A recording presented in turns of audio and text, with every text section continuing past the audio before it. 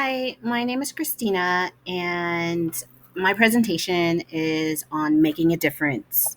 And I'm focusing on the goal number three, where we identify equitable educational changes. We, as students within the program, need to identify areas where we may struggle alongside our own students or within our communities to try to reduce those harmful teachings that are happening and to advance just educational practices and policies. So, the things that I will be going over today are topic number one, the need for equitable changes. I'll be digging into like the historical inaccuracies that have been the foundation of our country's educational program. Topic number two is how do we help our students in light of these changes? Topic number three, what are some of the limitations that we may feel as educators or as curriculum writers of state and national standards when they haven't changed? And topic number four is just that preparation and the training. People within the educational world will need when these changes do happen within the curriculum. So, topic number one, equitable change. Why is there even a need for equitable change in today's curriculum and instruction? So, basically, the consensus for a lot of people in the education world is that our country's system is still entrenched in public history that can be used to maintain white supremacy. It goes back to that old saying that the winners write the history, winners um, are the ones that kind of drive and motivate the curriculum that's taught to our students. And in our country's history, the winners have been primarily our white Caucasian citizens. So, curricular genocide, this is a term that I learned in another course this semester, and it refers to the attempted use of curriculum, in this case by the federal government, churches, and other Western institutions in the United States. And these are uh, the places where those white Caucasian members of our society are highly influential, and again, the ones who drive the curriculum and our educational standards within our country. So, historical inequalities. Our country's educational system is built on a lot of racial and ethnic inequalities. And I always think of how when we watch movies, you can talk to your friends, your coworkers, your family, go on social media, and you'll see where people are asking these questions about how accurate are these historical films, but yet when it comes to our own histories and the things that we are teaching our young people, the same kind of questions don't pop up. So we can go back to where there were federal off reservation boarding schools for our Indigenous and Native American citizens here in our country back in the 1800s, where the government would go in onto reservations and pull young Native American children away from their families and a lot of times put them up for adoption into white citizen households, and they would be forced to go to these boarding schools where their culture and their identities were pretty much stripped, and they were being taught this whitewashed history. The next example is when in the late 1800s, where there was an influx of Asian immigrants who came to help build our country, and where the immigrants and citizens had to struggle to attend public schools. And California was one of the first states that actually m- made changes within their laws and changed some of the verbiage, and that allowed more children to go into public schools.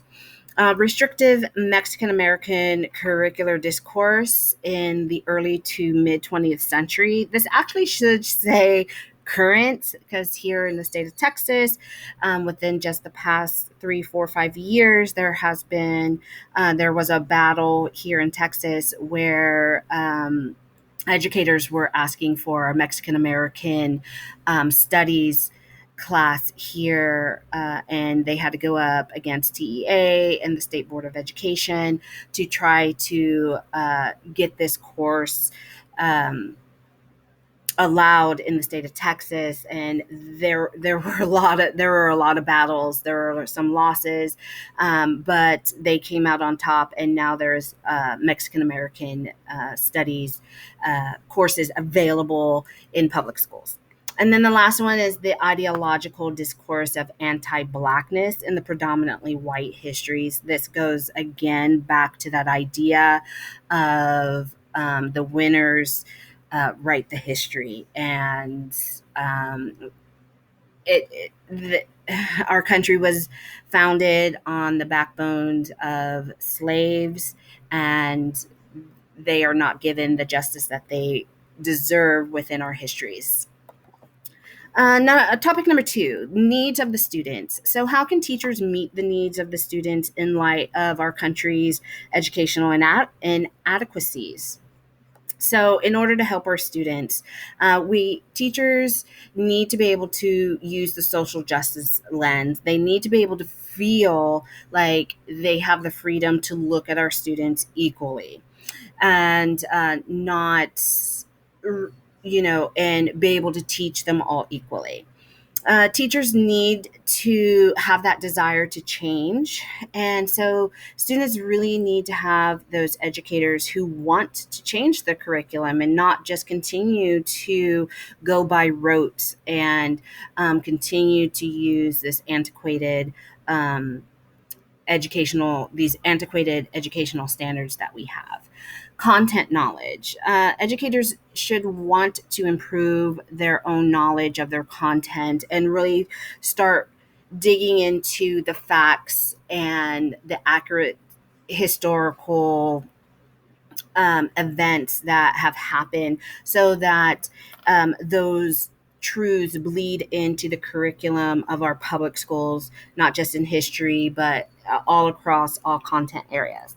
And then the last one is us, the teachers, versus our practices. And this is where teachers should be able to feel comfortable and confident to use their own background, experiences, tied in with our classroom practices without feeling like they're going to be judged or even just get in trouble. So, really, our teachers or our students need just our passion to want to see our students as equal, that we want to know the knowledge, and we want to bring a little bit of ourselves into the classroom.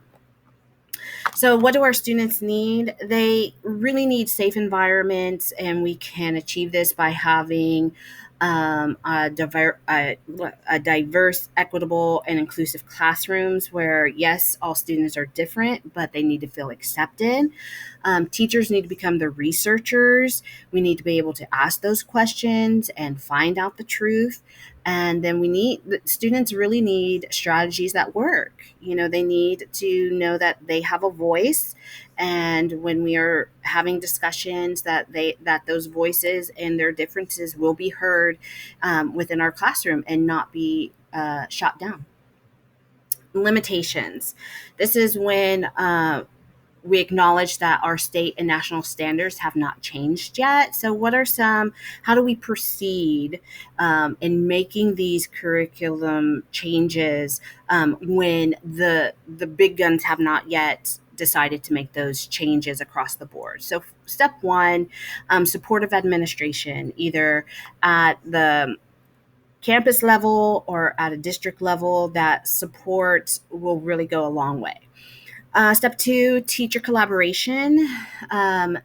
Having like-minded teachers on campus or within the district, and bringing those ideas together and feeling like they have a safe place to talk about these changes, and whether it's through department meetings or PLCs or um, any kind of teacher collaboration. Step three is to do the research, ask those questions, find the research, and be your own self advocate. If you see something within the curriculum that should be changed because it's inaccurate or it's not being viewed by students the same, then advocate for those changes. And then the last one is strength in numbers. If you're on a campus and your department is willing to change, then take those changes to another campus within the district. Take it to those district curriculum writers and try to get more people on board with these changes. Um, Classroom research. We need to inquire, we need to do the research, because when we voice these concerns and these suggestions for change, we need to be able to back that up with data and not just our gut instinct saying that we need to change this, but really do our due diligence. And that is when administrators, either at the campus level or district level, will really listen. Preparation. This is how do we prepare districts and administrators and teachers for these changes in curriculum? First, good, strong, effective professional development. We need some front loading of these whenever there's major changes, and then ongoing structured training throughout the year. Because if it's only done during in service in August, and then it's going to be forgotten, and teachers are going to fall back on to what they know. And then I can't stress this enough, but the supportive administration team is going to allow teachers to thrive and be successful in their classrooms when they are enacting on these changes within the curriculum. And social media. Since COVID, on multiple social media sites, their teachers have really come together, and you can find like minded educators and administrators and just people who want to see these kinds of changes and suggestions and these ideas of equitable curriculum throughout either a district, a state, or the whole country. So go on whichever social media platform you feel most comfortable with, and you will definitely find some people in your corner. So we just need to remember that students deserve to know the truth, understand how the truth can be shared equitable, and even if we have to fight for it as the curriculum writers within our own campus or within our district, within our own state, or even if it's within the private sector of curriculum writing companies, we have to keep the students in mind when we are fighting for these changes. So thank you again. I'm Christina, and I hope you enjoyed my presentation.